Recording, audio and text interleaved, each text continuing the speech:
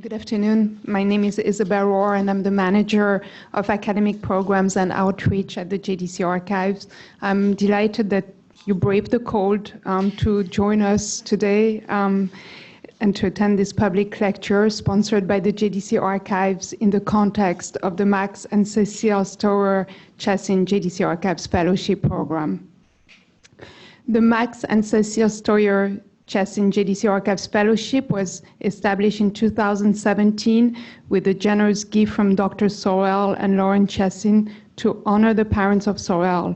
In addition to this fellowship, Sorel and Lauren Chassin have endowed 3 other fellowships: the Sorel and Lauren Chassin JDC Archives Fellowship in 2015 and the Nathan and Sarah Chassin and Bernard and Molly Stower Fellowships in 2019 to honor the grandparents of Sorel. Sorel and Lauren are supporters of JDC who have deep roots in the field of higher education, as well as a long-time commitment to academic research and scholarship. Sorel Chassin has dedicated his career to the advancement of higher education. His long tenure at the State University of New York at Albany from 1965 to 2013 included serving as executive director of the University of Albany Foundation. Lauren Chassin has had a distinguished career in social work and since retirement has pursued her interest in art. I want to extend our thanks to Sorel Chassin, who is with us today, for his generosity in endowing those 4 fellowships. Thank you, Sorel. The goal of the Max and Cecile Stower Chassin JDC Archives Fellowship is to enable scholars to conduct research in the JDC Archives. The JDC Archive, which houses the records of JDC since its creation 105 years ago, is one of the most important repositories in the world for the study of modern Jewish history. Our speaker today, Dr. Stacy Veeder, is the recipient of the Max and Cecile Stower JDC Archives Fellowship for 2019. Stacy Veeder is currently a visiting assistant professor at the College of Charleston, focusing on modern France, Holocaust and genocide studies, and gender studies. She holds a Master in Human Rights from the London School of Economics and Political Science in England and a BA in History from NYU in New York. She earned a PhD in History, Holocaust, and Genocide Studies from the University of New York at Albany. She's held positions at the United Nations and has received fellowships and grants from numerous organizations, including the United States Holocaust Memorial Museum, the Claims Conference, and the Auschwitz Jewish Center. She's conducting research in the JDC Archives on how personal and familial aid, in particular parcels sent from family and friends, functioned as a vital supplement to famine rations in the internment camps of France during World War II and became crucial to efforts of French and international relief groups such as JDC. Stacy will deliver her lecture on the thread that binds personal correspondence and relief aid in the camps of occupied France, 1940-1944. Our format is that the speaker will present for 45 minutes, and this will be followed by 15 minutes of question and answers. Thank you. Well, thank you so much, Isabel. You've been so kind and very gracious, and thank you, everyone at the Archives, for being so generous with your time and effort and helping me find what I need within the Archives. I'm still ongoing and finding the different documents and resources that I need within the JDC Archives. And of course, I'd love to thank Saul and the Max and Cecile Stower Chassin Award and Fellowship, which I'm so grateful for because it meant that I could come here to New York and do some research on my, little sliver of a winter break in between my 2 semesters before I go back to teaching. And I am thanking you all for coming here as well. I know it's only like 15 degrees outside, so I appreciate it. Very cold, not that cold for us from Albany, but very cold maybe for New York. I miss the days when I lived here because it was just enough warmer. Okay, so the project I wanted to present on today is kind of related to what I worked on for my dissertation for my doctorate and was working on at the Holocaust Museum in DC, which was a project that's mostly centered around correspondence and letters that are coming back and forth with family members, aid organizations, networks of humanitarian and relief efforts, and internees, so men and women that were interned within camps that are in the occupied zone of France. So I'll do a little bit of background about what's happening in France after I give you a bit of an introduction into what you're looking at, and the title and where that comes from.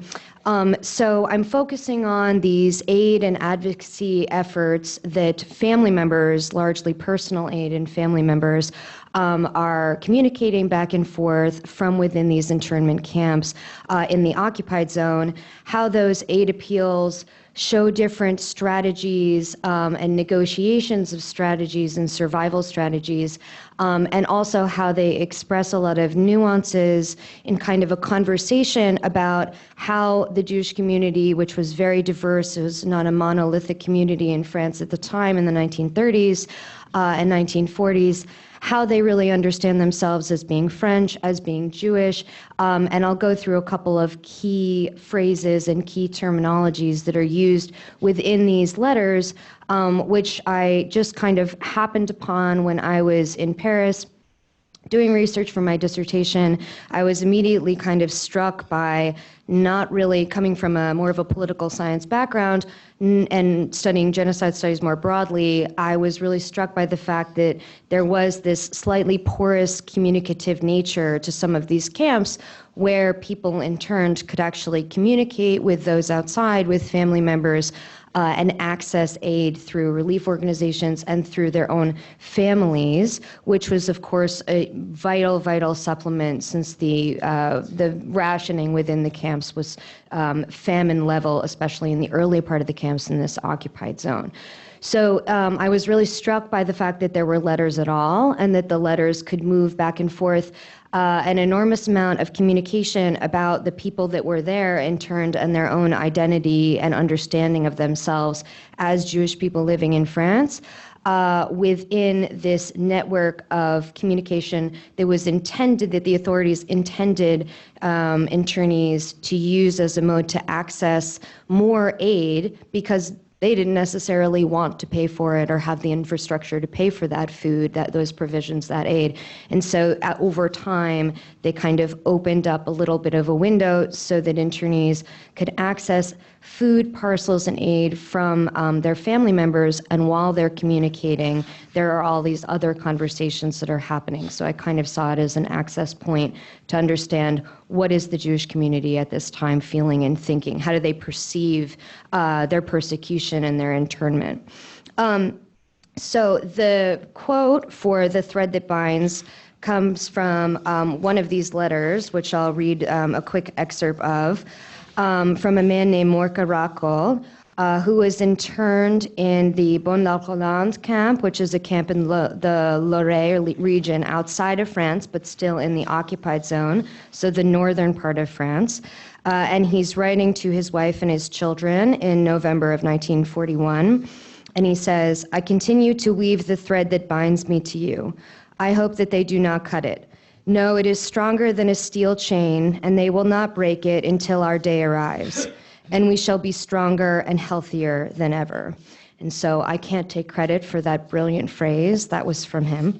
And in terms of the letters that you're looking at, there's a couple of different kinds of letters. I won't be able to, of course, go through all of them as I'm talking today, but you can see the handwritten postcards sent to Petit Chéri, and on the bottom from the Camp de Drancy, you can see underlined down there. Most of the internees and what I'll be talking about today are within the camps that are in the Loire, like I just mentioned, and within Drancy, which is directly outside of Paris. And they're postcards that are requesting and that is saying I'm capable, I'm authorized of getting colis, of packages, and communicating information from those family members. And then within the typescript letters that you'll see throughout, those are responses from officialdom. So responses from French officials This one being very crucial. This is from the Commissariat, which is the General Commission on Jewish Questions, quote unquote, which is the body in France. There was a French government body that administered anti-Jewish measures and controlled the police for the Jewish questions. Sometimes the translations are a little awkward, so I'm sorry, but the police for Jewish questions, which along with regular French inspectors and police officers and gendarmes, arrested Jewish French people in the occupied zone and sent them to these camps. And at the bottom, of course you can't read it, but I'll translate. There's a discourse back and forth between different officials within the French administration about what to do with all of these letters, especially letters that are being written to the French officials that are demanding the release or the authorization of aid and assistance for Jewish people that are interned in these camps. And the French officials, the authorities, say that this is a, quote, completely unnecessary correspondence. So it's completely unnecessary and that they will not deign to interact with it outside of a variety of canned statements and kind of canned letters. So when I'm looking at the letters and when I'm looking at the lexicon that I'm looking at within the letters, all of these different aid and treaties, it's just, it's very crucial for me at the outset to try to understand that, of course, there's a network, a whole constellation of camps, that they're very different based on the etymology of the camp, whether it was an army barrack that was transformed into a camp, if it was a place like Drancy, which you can see on the bottom, which is a formerly kind of like a council flat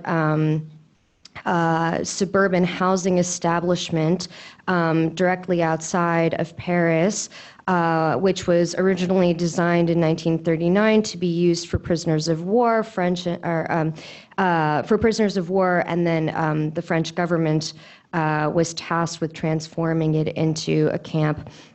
A camp for originally foreign nationals and then eventually for Jewish people that were arrested in the greater Paris region.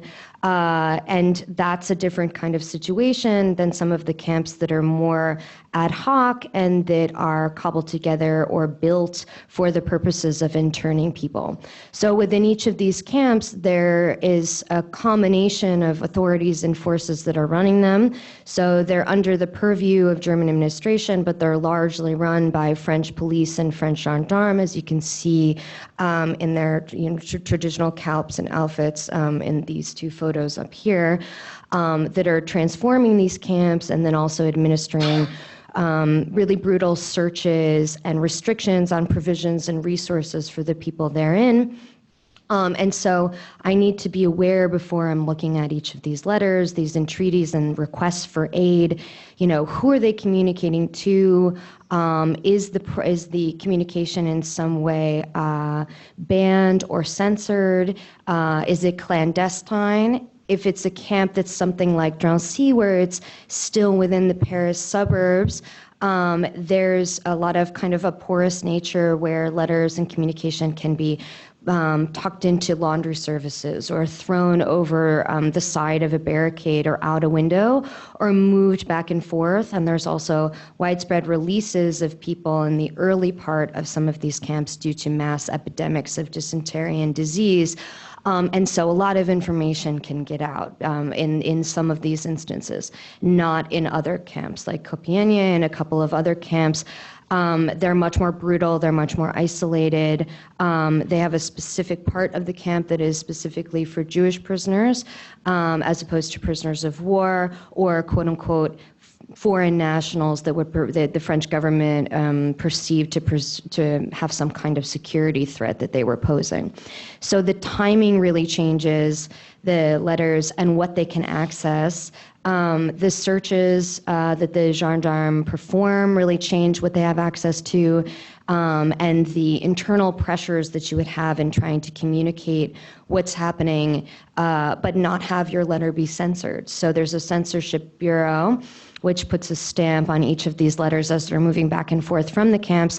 And if you're communicating Ironically, as I move through, I'll talk a little bit about these kinds of keywords that I'm looking at, but ironically, speaking in a negative way about your understanding of your reality of being, of being maybe a French veteran and being arrested and betrayed, feeling a sense of betrayal and hardship, and with these anti-Jewish measures, those kinds of communications frequently were not censored, and I have hundreds actually of examples of letters in which people talk in a lot of detail about how they feel about France as a nation and their own identity. I have much more censored letters that are actually in a different archive outside of Paris that the Vichy bodies controlled, in which they talked about deprivations. So letters that were being censored were actually kind of more focused on their understandings and discussions of the actual conditions within the camps and deprivations therein. So the material realities and then how you would censor yourself are really different and varied based on what camp you're in. Just as kind of a brief background for what's happening in terms of the arrest measures and the internments. A lot of the camps that I'm referring to were transformed from forced residencies, barracks, and camps for housing, especially if you're talking about the southern zone. I'm concentrating more on the northern zone, the occupied zone, but where within France and who's administering that camp affected a lot of what kind of aid could move back and forth.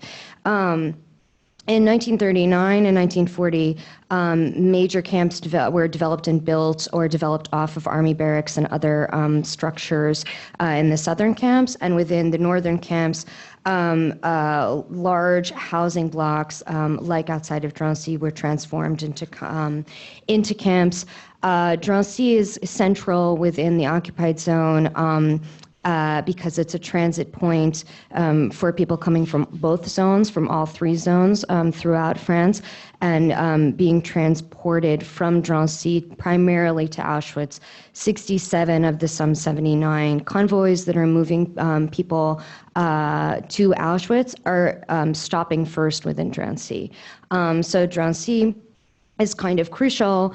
I also have the largest number of letters and communications and appeals coming from there because people that were arrested early would stay there the longest.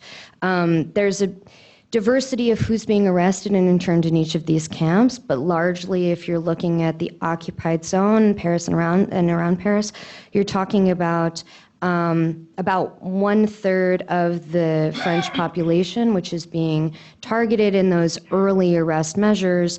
They're Jewish people that are more recently arrived. They're largely men in the early arrest measures in 1941. It speaks to that pretense that these men were being arrested alone without their families, and therefore there was an understanding in a lot of the letters that they would be moving into some kind of a labor capacity, whether that's working for the forced labor organization, the GTE in France, or being moved eastward, being moved to Germany or somewhere in Eastern Europe. After 1942, when there's a transition into arresting people that are elderly, women, children, of course, the understanding within the communications and within those appeals really changes because, of course, the character of who is interned and arrested is changing. So in the early arrest measures, there's a targeting of Jewish communities that are refugees, that are not yet naturalized. There's about 330,000 Jewish people that are living in France. The census of 1940 has about 170,000 that are living in the Paris area. There's, of course, that number, could be vacillating because of who's not going to present themselves for a census. And within that breakdown, there's about 100,000 of people that are quote-unquote Israelites, so they're more assimilated French Jewish citizens, Jewish-French citizens, whose families had been more established and living in France for many generations. About 100,000 that are naturalized, and therefore they're citizens, but they're naturalized because they took advantage of more liberal and progressive naturalization citizenship laws in the 1920s, because there's still a right to asylum in France in the 1930s. It's getting more exclusionary, but there's that right to access, that Republican dream, especially if you're a veteran, and if you're paying that blood tax, you can become part of that franchise and be a citizen within France. And then about 100,000 or a little bit more that are more recently arrived. A lot of the people that I'll be talking about, them or their family members, their relatives, are born in Poland, they're born in Eastern Europe or Central Europe, and they're moving in the 19-teens, the 1920s, the 1930s to Paris because of that right to asylum. And a lot of times they're being aided by different refugee aid organizations. So over time, there's a transition of who is being targeted, who's being arrested, and who's being moved into these camps. In terms of aid, in terms of parcels and aid, there's a real diversity of organizations that are attempting to get as much aid as possible to the camps, especially because in the early part of the camp conditions, there's an incredible amount of malnourishment, of disease, of cachexia, dysentery, scurvy, TB, and there's also a high prevalence of lice, scabies, and vermin, of actual rats and mice that are inside of these camps. When people were arrested, sometimes they'd be arrested on the street, and so they'd be arrested in May or August of 1941, and then would be not allowed to request any kind of provisions in order to have bedding or warmer clothing within these really open concrete buildings in which they'd be housed. So over time, disease became a serious concern, enough to an epidemic proportion, especially within Drancy, that finally the French authorities had to release some people. They released them to the Rothschild Hospital. What the assumption was, and they were kind of keeping tabs on them, but the assumption was once they were better, they would be rearrested and reinterned, or appeals for packages would be allowed within the camps after later 1941. Appeals for these parcels, these colis, medicine, books, tobaccos, bedding, clothing, warmer clothing. But you can see in a lot of the letters that they're not allowed to request any kind of food. Which is kind of the most crucial thing that they need at the time. So it becomes this really brutal kind of correspondence where internees are constantly trying to write as many letters as possible to all of these different aid organizations, but they're either being suspended, or provisions are not being allowed, or if anyone is bringing in illegal provisions through something like the laundry service, or for someone who has an external work permit and an external job, then there's a ban on provisions and food coming in for many months. Just to give you an example of what the daily kind of rationing in life would be like in Drancy, internees at the early part of the camp were receiving less than 300 grams of bread a day, or only 50 grams of pasta. An average usually of only 150 to 200 grams of bread a day, a small portion of unpeeled vegetables, and clear soup, usually only, they kind of have a lot of letters about how there's only one bit of a floating vegetable somewhere within the soup, one time a day, maybe 2 times a day, and maybe coffee. Wives and family members were actually allowed in the very, very early stages to bring provisions and bring food to the different camps throughout Paris area and the Loiret, and then that was banned. And as time went on from 1941 to 1942, especially in 1943 when the German administration takes over the camps, and it's not run entirely by French officials anymore, it's even more strict. You have a letter to the American Joint from the Lisbon office of the Joint, reporting on the conditions in which a prisoner is recording. A lot of times prisoners would, if they were released or if they could get communication, would communicate with different French organizations who would then report back to the Joint Distribution Committee through these. I have a couple of examples of letters here Two things made us suffer most in Camp Drancy, which is called Drancy the Killer, by the internees: the food and the attitude of the guards. A lot of times you could access some provisions or some aid or these parcels, but they would be torn apart or they would be stolen by the French guards within the camps. And there's a lot of communications and letters about the brutality of the guards, especially in terms of thefts and in terms of their treatment of children who were separated from their families, and then forced in convoys from these Lorraine camps to Drancy, and then from Drancy to Auschwitz alone. There's a very infamous program for a couple of months where children are very, very young children are separated and forced to Auschwitz alone. And the brutality of the guards interacting with them is recorded in a lot of the adult internee letters back home and to their family members.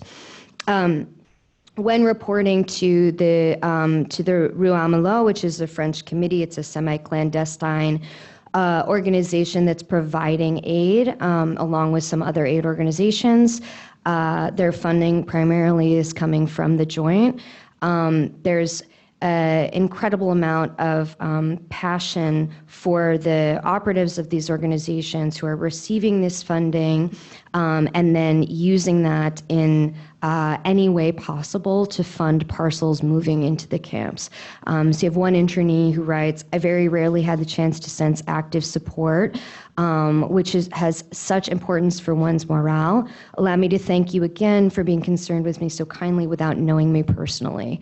From one internee to David Rappaport, who ran the Rue Amelot committee. Like in other occupied zone contexts, there's a forced Jewish representative organization. So over time, a lot of these organizations that I have listed, that some of them can still operate within the camps and give these parcels and letters to family members, especially the Red Cross and the International Committee for the Red Cross and the American Friends Service Committee. But a lot of the other ones have to go underground, like the FSJF, and Rue Amelot. They either have to go underground or work semi-clandestinely because the General Union of Israelites of France, the General Union of Jews of France, the forced organization created by the French government, is the only organization that is then allowed to collect any aid.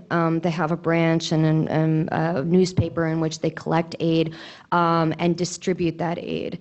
All of the other Jewish organizations and aid organizations are dissolved. Their funding goes to the UGIF, which a lot of them have a problem with. And so there's constant conflicts back and forth between aid organizations, especially the leadership, because not everyone, of course, is agreeing with this position in which the UGIF is put, where they're trying to be representative and they're trying to provide some kind of aid. But a lot of the, especially leaders that are heads of Eastern European and refugee and more recently arrived and immigrant Jewish communities and groups, disagree with participating and interacting with the Vichy government and Vichy authorities at all. And so there's a diversity of programs that are attempting to move parcels, but eventually they all have to be under the body of this forced Jewish representative organization, which has a variety of different depots and places throughout the Paris region in which you could drop off aid, in which you could give some kind of familial aid. If your family member, friends, individual donors could all give provisions at these different depots as well. And then you could, of course, send provisions as long as they met the requirements through the regular mail, through the regular post. In terms of funding, the joint distribution expenditures in France, which a lot of the information that I'm getting about the joint's funding of Rue Amelot, of the UGIF, of the Friends Committee, and moving that aid and parcels to these camps are from memos and reports and press releases that are written by Herbert Katzke, working from and the offices within Marseille, which has to go underground in the occupied zone or unoccupied zone of France, and then the Lisbon office, like that one letter. That aid is channeled via Lisbon, but then once that line is cut, it's channeled through Switzerland. And just in terms of some kind of general numbers so you can get an understanding of where the funding for these provisions is coming from, the 1933 to 1944 JDC allocations for France are over 7 million francs. About 10% of that is before the actual wartime period. They're also aiding different refugee organizations that are aiding Central European and Eastern European Jewish refugees that are moving into France in that period. And then in 1939, 1940, 41, and 42, there's an average of about $700,000 up to almost $900,000 a year, which is then combined with individual donors that are giving money to these different organizations, and also family members that are, of course, providing whatever they can.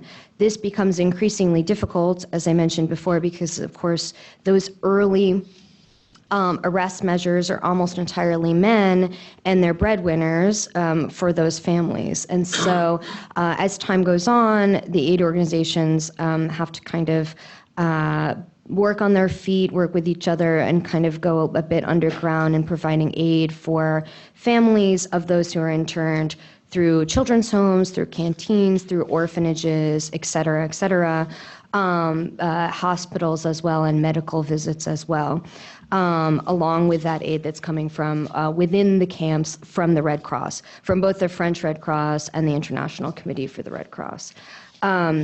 So in terms of those other kinds of issues that I'm looking at within these letters, which are primarily a method to get that aid, right? Of course, if you're an internee, having provisions, having food, having bedding, having clothing, that's the most crucial thing for you. It's the most immediate need, and the rationing, like I had mentioned, is so baseline and so minimal in famine rationing that there's widespread epidemics and disease and death from malnourishment. So within these requests for parcels and these entreaties that are moving back and forth, that's almost always first, is the need for those parcels, the need for those provisions. But within those letters, there's also an incredible wealth of information about these different issues that the internees are trying to discuss with their family members on the outside. And that was what was kind of really striking to me when I'm looking through aid requests, is just the wealth of information that people were not actually censored from communicating.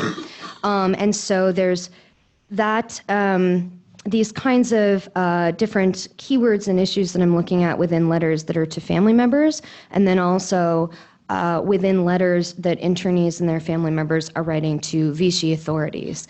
If you think about their lives and the context of their lives, a lot of them were asylum seekers or refugees or immigrants that had recently come to France because of ideals that they understood, political ideals, and a lexicon that they're using in these letters, trying to instrumentalize that understanding of citizenship and republicanism when they're communicating with French government officials, because that's the language that they had been taught within laïcité, within secular education that they'd experienced in France.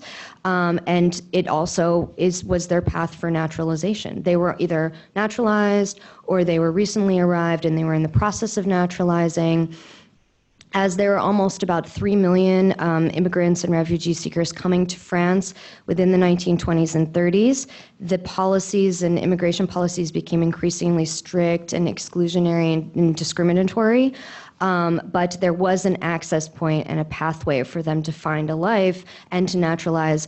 And a lot of the people that I'm looking at and discussing, their children were French citizens because they were born on French soil. And so within these requests for provisions, you see a constant mention of their service to the nation. A lot of them were veterans of the First World War or had fought in campaigns in 1939 and 1940. And they also speak to their good character and have character references that they're trying to seek to say that they have been working in a business for X amount of time, allow me to continue to live honestly in our work for our motherland, who we all defended, whether by blood or by our cooperation. And there's also a constant kind of mention of being assimilated, being integrated, using those terms that they understand have a real weight and are loaded terms within French political understandings. So directly after these men are interned, you had a variety of different entreaty and petition and protests that the wives of the internees are making to French officials, to Jewish organizations as well, places like the UGIF, the predecessor to the UGIF, the coordinating committee, and they're collecting petitions and campaigns, and then actually directly protesting outside of offices in 1941 and 1942. So from the perspective of the wives, you can see some of the letter excerpts here. One wife writing, "Why are we suffering? Did we not shed our blood for France? Did we not work honestly?" Another mother writing on behalf of her son who is interned in Pithiviers, and she sees that veteran service as a reward for his internment, as a reward for his services to France. "We must act, if not the blood of the innocent will forever stain the history of France." Those are both from 1942. And then the son of his parents are both interned to Pierre Laval, who was the head of the French government, the head of the Vichy government. "I'm a French citizen, born October 17, 1923 in Paris. My parents were born in Poland. They came to France in 1920. My father was a committed army volunteer.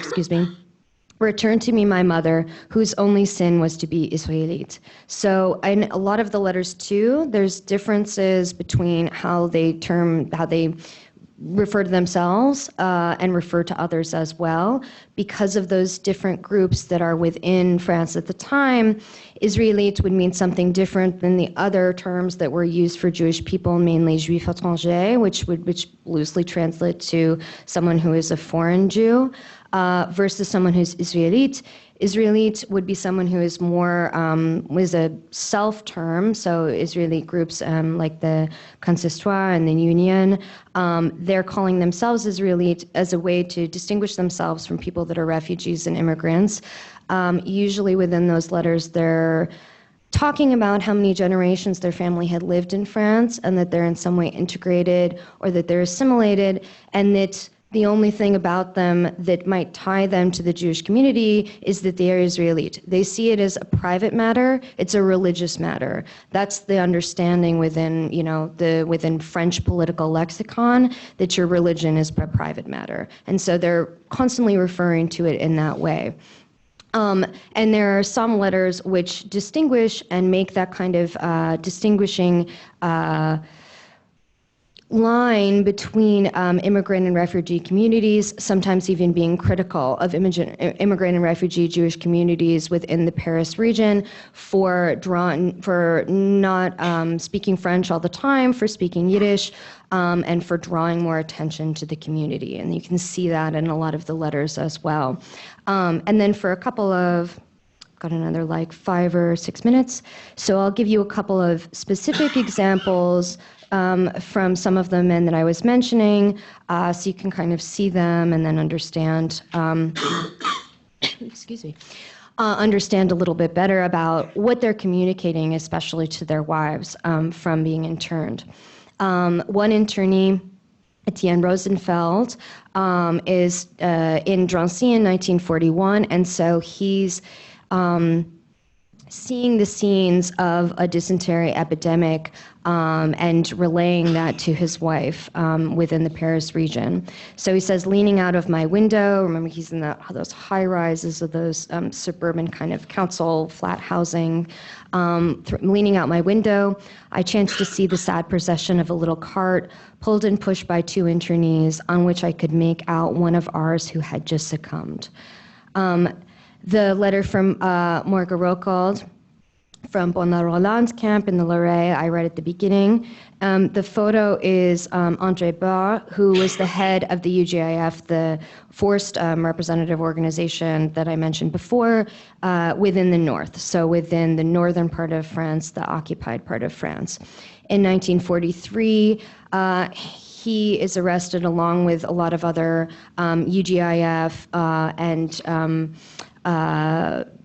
heads of Jewish organizations, Jewish leaders that are working within the consistoire, the consistory, within the UGIF in both the north and the south, famous Jewish people, famous Jewish political leaders, and they're communicating with the Vichy authorities and kind of making demands and trying to assist the community and those interned for years, and they have very interesting communications back and forth with people like Laval and Pétain for many years, and then they're arrested as well, of course, in 1943. And so he's arrested in 1943, he's interned in Drancy. He's writing letters back to his wife, Odette, who's in the photo.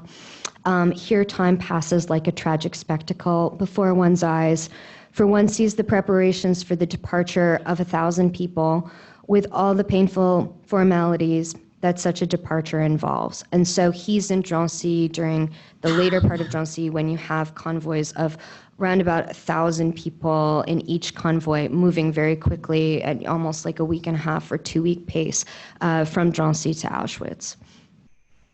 And then lastly, for some of the letters, the man who's in the upper left-hand corner for you, yeah, is Leon Offerman, who's born Lesbos in 1922 in Poland.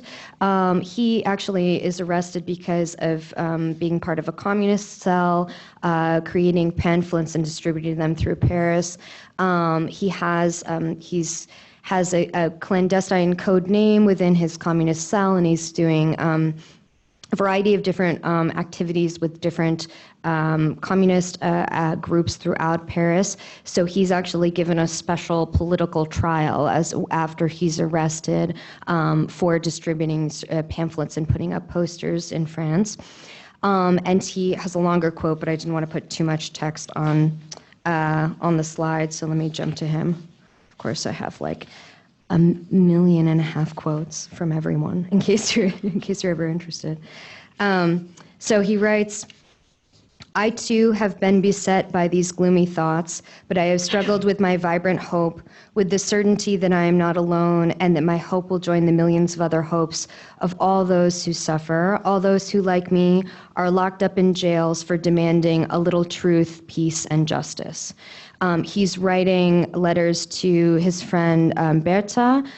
His last one is like we'll get them, you know. At the very end of his final postcard, we'll have them. At the very end, he writes almost 80 letters back and forth to this friend because he's arrested very early for being political. Usually political and communist Jews were arrested earlier and interned, and so he has a long record of letters back and forth to this friend who he develops a love and affection for, almost a romantic love and affection, over that period of over a year that he's interned in Drancy.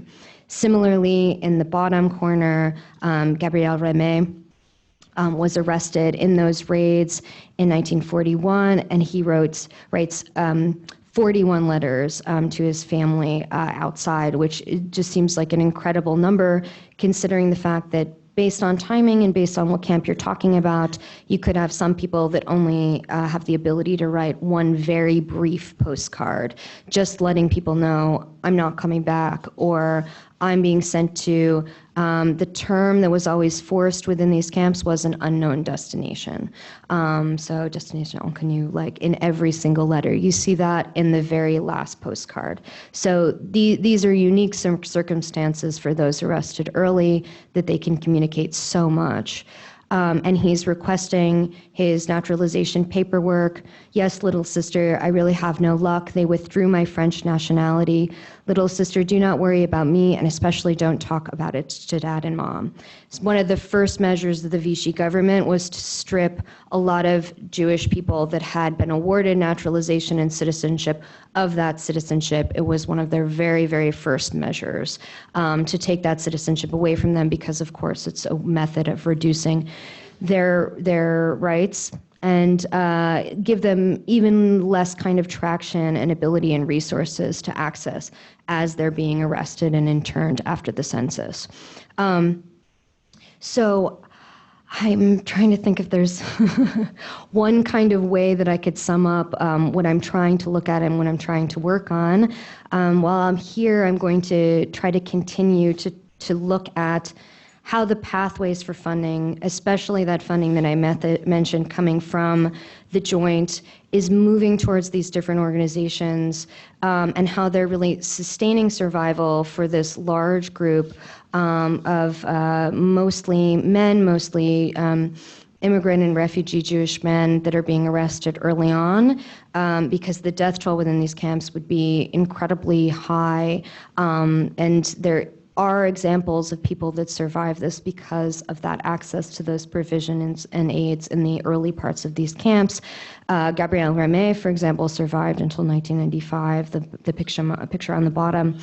And so I'm really trying to look at what kind of methods for accessing aid each group within each of these camps had available to them, where that aid is coming from, how it's moving to them, how the families are really that crucial middle point between aid that's coming from large organizations to these smaller organizations within France itself, and then how that's being moved directly through families to the camps.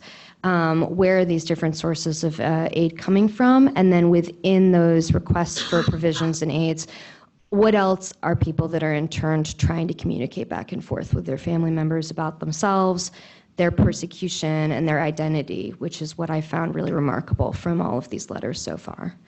So thank you very much for listening. Thank you.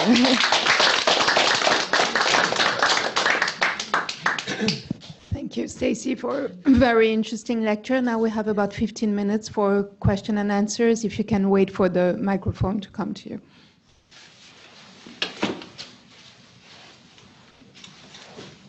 Well, I want to thank you for your interesting and informative lecture. It was really wonderful. Thank you for coming. I'm interested in how they split up families, and in some the mother was taken away, and in some the son.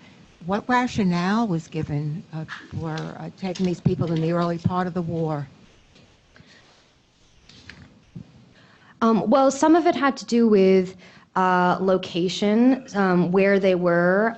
Within the arrest measures, the census for the Paris region, for example, is voluntary. So you have about 140,000 people out of a community that's maybe 180 to 200,000 that are voluntarily going to police stations and recording themselves and where they live.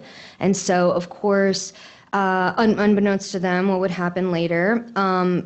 Like I had mentioned with this constant kind of political language, a lot of these people, from what I can glean, of course, there's a space between what they might have actually really felt and thought about their place within France and what they're committing to paper, especially during a camp situation or an internment situation. But from what I can glean from hundreds of letters, they're constantly writing to officials, and they really believe in law and order. They really believe in the fact that they are a citizen. They're constantly shocked that, especially for men that are veterans, and that people who have been living maybe for generations and contributing and have letters of character, documentation of naturalization, or marriage certificates to French women sometimes, or French men, that they would be arrested as well. And so part of it has to do with who's volunteering their information to the census, and then there's within these kind of early arrest measures, there's the intention of targeting men from 15 to 50. That's the initial kind of age gap. Later, they broaden that from 14 to 74, I think, because they're trying to net more people and arrest more people, because some of the people are hiding. But a lot of who's arrested in the beginning part also has to do with resources. If you're an immigrant or a refugee, you don't have the same kind of network of resources or people that you know in the country in order to make that mass exodus that happens to the unoccupied zone. Of course, people are still arrested and interned en masse in the unoccupied zone in the south, but it's not occupied, and there's less attention and less kind of scrutiny than within Belleville in Paris, for example. So if you're staying in Paris because you choose to or you don't have the resources and you have your information committed on police record, of course, it's very easy for them to access you and understand where you're from. When the gendarme and the French inspectors go out on these missions to arrest people in May, August, and December of 41, and the reason I'm concentrating on them is because I just have so much more in terms of sources and letters from them. It wouldn't be until 1942, when their families would be arrested as well. And that's when you see a sea change within what they're talking about, because like for these earlier examples, they're writing to their female relatives, or relatives that were, too old or too young and not arrested, or they weren't arrested for whatever other administrative reason. They're writing to try to get as much paperwork and documentation about who they are and how French they are as possible into the camps, because they think that there's a potential of being released. And that ruse is really kept up by the French officials. They're constantly telling the heads of the UGIF, heads of Jewish organizations, there's a Jewish newspaper that's sent out in Paris. They're constantly lying about the fact that if you have these certain kinds of characteristics that you'll be released. And so there's a real illusion, there's a real lie and a ruse that goes on until women and children are arrested as well. And then women and children are arrested largely in the Loiret camps, so the camps that are not Drancy but outside of Paris and other places. They have much less access to writing letters. There's usually much less information that I can get from them or from their families. They're not allowed to write as much, or they can maybe only write 1 or 2 letters about I'm being sent away, I don't know where I'm going. But the ruse that they'd be sent to a labor camp is non-existent, because of course now there's children and elderly people as well. And then over time, sometimes they're sent to Drancy as well. Drancy has its own part of the camp that's for women. And then children are piecemeal at different stages, separated from their families. Not always, but sometimes. And that's why I was referring to that one group of about 4,000 children that are sent separately without any adults from Drancy to Auschwitz. There's an entire book on that specifically that I could refer to you if you're interested, called Don't Forget the Children, which is about them in particular. And then it's a little bit different based on who's in charge in terms of the French government, but Pierre Laval, the head of the French government, famously makes the decision, so it's a French decision, that children would be deported with their families later on in 1942-43. And so children that had French citizenship might have been able to, be spared from being deported east, but the head of the French government decides that they will be sent with their parents after later 1942. Sorry, this is a long answer. Sorry. It's complicated in France. I just have 2 quick questions. The camps that you call Lorraine, right? Is that what you're saying?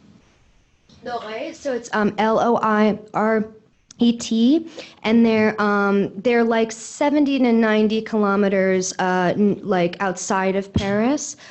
So not Alsace-Lorraine, they're right outside of Paris, like a little bit north. There's Bonne-Rolande, Pithiviers, Compiègne, but they all have different specific people that are interned in them. So like Compiègne has more prisoners of war, but they also have a Jewish camp that's mostly for Jewish men. Bonne-la-Rolande and Pithiviers are the ones where women and children primarily are before they're sent back to Drancy and then to Auschwitz. Thank you very much. And I can't help asking, does this, what is his name, Rame? Rame on the bottom, yeah. Are those scars from something that do you know what that is? I'm not sure. I know that when he was in Drancy, he had very bad dysentery. That was part of the reason for why there was that release of about 1,000 prisoners to hospitals in the area, and most of them were later re-imprisoned and then deported. But he had dysentery and scurvy as well, and you can read about that in the letters back and forth to his family members. He's mostly writing to his sisters because part of a lot of the communication is that they're almost everyone that I look at, they're very hesitant to ever really explain what's happening to their parents or to their children. And so usually they're communicating with aunts and uncles or siblings. Or wives and husbands as well, of course. But I know that he had suffered from that, but he did live until 1995. Yeah. Thank you. I don't know if I'm the only person in the room who had family members who were at Drancy. Oh, wow. And including a young child who was deported separately from her parents because they just left her behind in the street. They didn't happen to pick her up. I have letters of a different nature because my American-born grandmother received letters during the war from her French first cousins who were born in 1901. So they had come from Poland. But my question is, how can I see letters like this to see if there are any letters in there from my own family members? And I also wanted to mention the Klarsfeld book, the Serge Klarsfeld book, because it was really helpful to me to identify this young cousin through which I was able to get reparations for many, many cousins in my family. Oh, wow, that's an incredible story. Yeah, I've actually, in all of the years of studying this, have never met anyone that had any relatives within Drancy or that had anything like that in terms of letters or communication. So I would be very, very happy to talk to you about it and learn more. If you're interested, of course, primarily where I'm getting letters from is the Memorial de la Shoah in the Marais in Paris, and they have the CDJC there. That's where the bulk of personal letters are coming from, but they're very... How did they get them? Did they go around? Their families give them to the archive, yeah. So Their families were exterminated, so how did the families give them? Well, a lot of times what would happen is there would be maybe like one family member who could go into hiding, especially if they had moved to the southern zone, or they were in hiding maybe in a couple of different organizations run children's homes in which people would hide within the occupied zone, within the like Paris region. So sometimes it would be through those relatives or non-Jewish relatives. Neighbors. Yeah, neighbors a lot of times, and a lot of times friends. So I have a lot of examples of a friend who in the 1980s and the 1990s, especially after the Klarsfeld, they were very famous and very famous in France, of course. A lot of people became more interested in accessing those letters or volunteering them to the Paris Memorial and to that archive. And so the CDJC, which had been established by Leon Poliakov like right after the war, collected for many, many decades these letters, but a lot of the contributions are from like the 80s, 90s, and even a little bit later, from usually friends or further outside of nuclear family relatives that had kept them all, just stacks of letters that they then volunteered. And that's why one of the real issues I have in terms of research or writing is that they're usually one-sided, of course. You don't have a response back to the camp. And so it's constantly, requests, demands, and entreaties and petitions that are going to officials, or requests to family members or to friends or to coworkers, but I very rarely have the other side. The only other side of something that is from, that can so I can actually assess if there was any measurable benefit or change that happened for these people because of all of these requests and entreaties that they're writing, is very sparse. It's usually only if it was censored and then kept by the French authorities, which is in a different archive in Paris. But if you're interested, of course, I can look through all of the names of the people there. They're an incredibly helpful archive as well. So, so it would not be difficult to find names there, and also to find if they had communication that it had survived and a friend or family member had saved those letters back and forth. Yeah.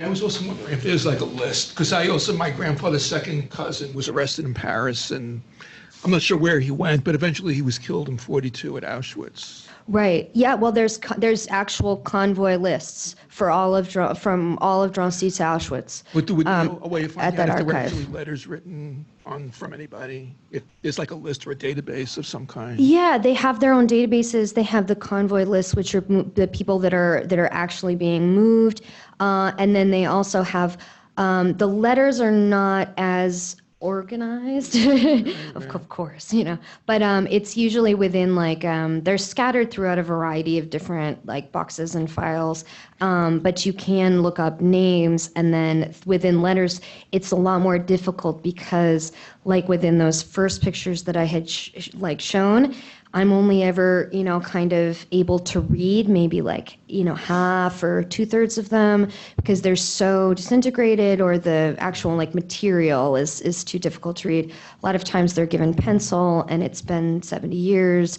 or it's, scratched writing that's incredibly fast because you'd be given a postcard or a small amount of paper. You'd only be given a really short amount of time to write something. And so it's, kind of unintelligible, or there's no envelope. So if the name and the address isn't on there, it's just a kind of a hanging quote, which is difficult, when you're writing about things, because of course I'm always trying to tether the information back to individuals and their families, but that's the most difficult part, is because and that's why some of my kind of data or the people that I'm looking at, it's certainly biased because it's about, these people that are arrested early. It's usually more men. I have much less personal information that's coming from women or children, of course. And so that's kind of a lacuna that I always have to deal with in terms of the sources. But in terms of just looking up names and dates and information and things like that, I can, of course, get emails and then send people information if, for when I go back, which will probably be summer, hopefully. Go back to France. Yeah, to France. Yeah, to Paris, to those archives. Yeah.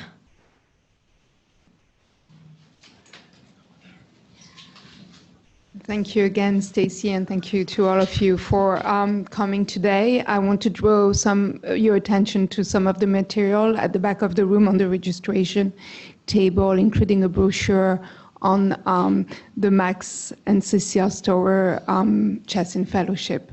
Thank you very much.